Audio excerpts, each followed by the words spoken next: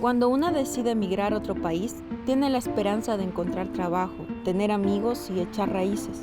Bueno, también se extraña mucho, pero es parte de ser migrante. Soy Mayra y vamos a construir un nuevo Chile. Ay, ya me he atrasado. De nuevo paveando. Ojalá Edgar no se moleste. Volver a Colombia después de 10 años viviendo en Chile no es poca cosa. Hola. Sí, que eres linda, qué detallada. Gracias. ¿Cómo estás? Bien, sigue.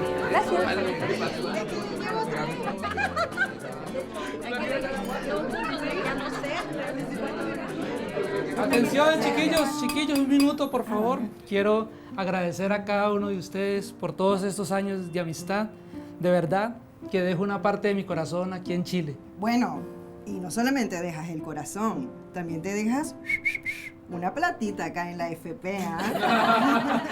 Bueno, son 10 años trabajando y de ahorros para la vejez que quedan acá, pero bueno, nada se compara con volver a estar con la familia. Pero Edgar, hay acuerdos con Colombia, Brasil, Perú, Ecuador, España, para que puedas solicitar tu jubilación, siempre y cuando cumplas con algunos requisitos. ¡Qué guay! ¿Sabías de eso? No, yo no lo sabía. No te quedes paviando, Edgar. Averigua qué requisitos necesitas porque esa platita es tuya.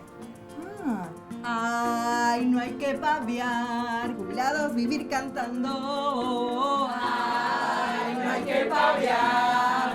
Conoce más sobre tus derechos escuchando Voz Migrante. Todos los jueves un nuevo capítulo en ucami.cl.